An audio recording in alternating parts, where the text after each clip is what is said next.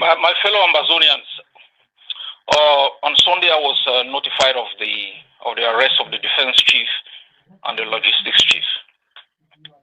I've so far consulted with the vice president, the DDC, and the SG of the ADF, and I'm glad that I was briefed on the steps they have taken to maintain cohesion on the ground and in the organization.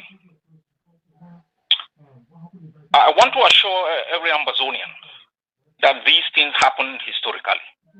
Jomo Kenyatta was in jail. Mandela was in jail. All the great patriots who fought for liberation have gone through jail.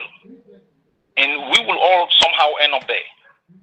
But I want to assure Ambazonians that there will be no disruption on the ground and at the political level. The vice president and his team have all, checked in all the boxes and have mastered all the scenarios.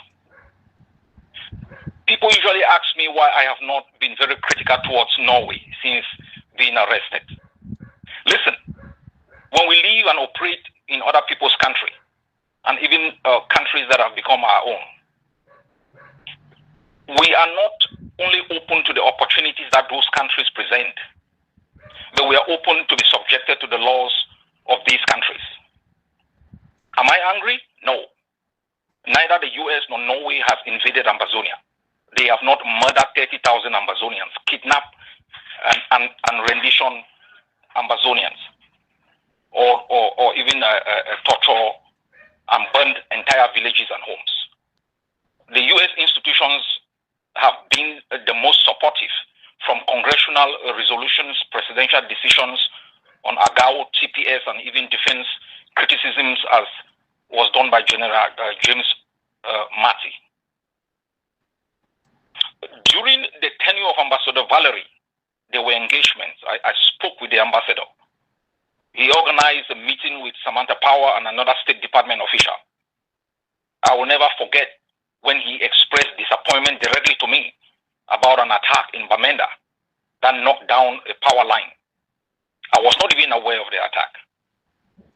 I investigated, reverted back, and assured him that such an action will not happen again. And I think such engagements are very important. Since the appointment of the last ambassador, there has been no engagement. And we looked at every background, and we were definitely very sure there would be a pivot.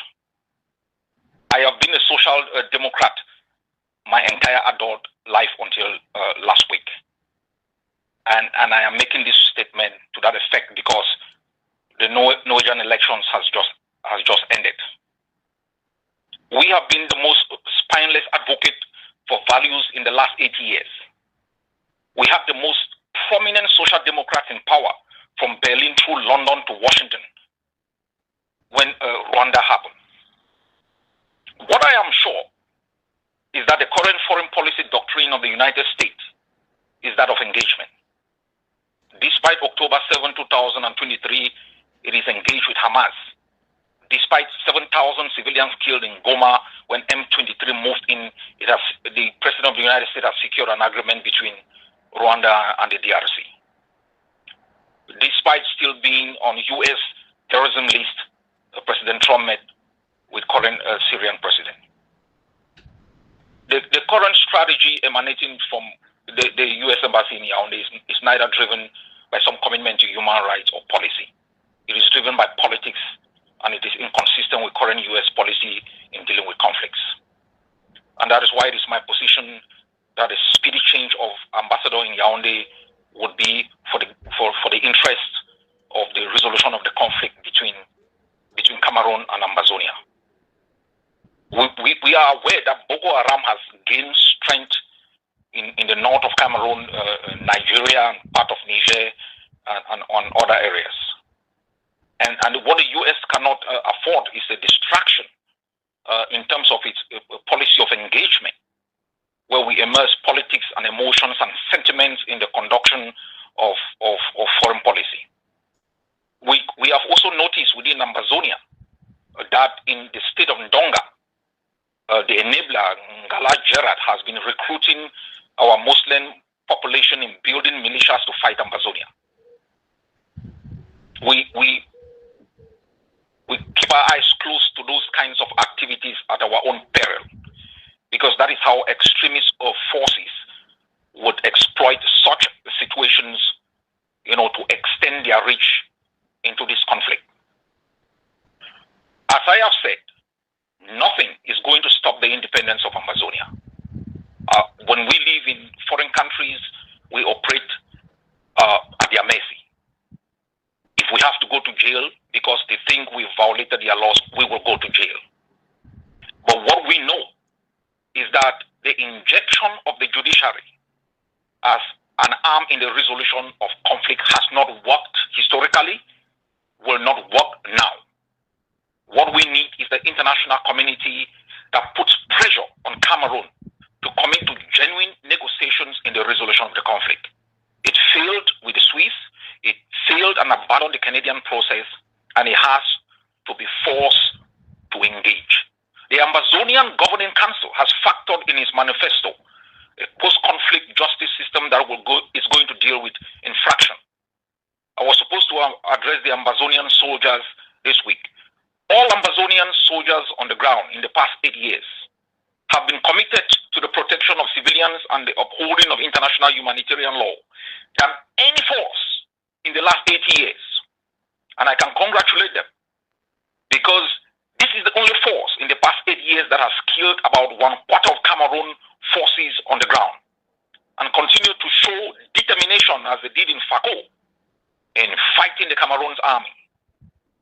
If any foreign government was concerned with human rights, it should have been concerned with Ngabo, the commission of more than 150 massacres in Ambazonia, the burning of more than 1,000 villages, the kidnapping and rendition of Ambazonians, the incarceration and torture of thousands in dispersed prisons across Cameroon. It is not about human rights, it's about politics. Ambazonia has been betrayed for long. We have made a conscious decision that we will defend ourselves, we will fight for the defense of the values of democracy, justice, and against fascism that has prevailed in Cameroon from 1960.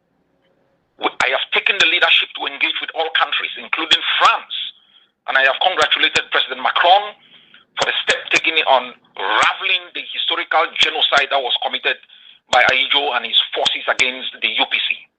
I have engaged with every country, the Canadians, the British. I don't believe in conflict with countries that had historical injustice brought to bear on Ambazonia. I believe in engaging with them in finding a solution to the problems of today. We shall look at history in later days. I don't believe in fighting any country. I believe in engaging with those countries. Our principal enemy is the fascist system that has occupied our country, and we will not be distracted. We can be in jail for the next 100 years. We will speak for our people.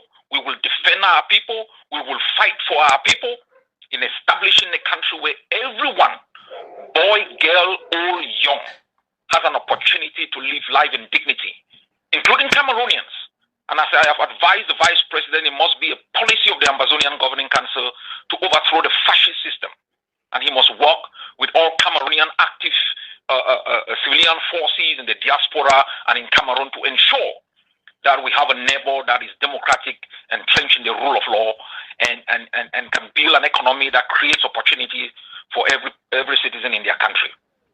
I have asked our people to remain firm, to be committed. People have died in jail since 1997. People are still in jail across different prisons in Yaoundé. The only gift we can give our people dead and in jail is the freedom of our country. And every family affected, every person affected must hold their head high wherever they may be, because we have conducted ourselves as a reasonable people, as a people who uphold international values. Hold the line for Ambazonia. God bless you all.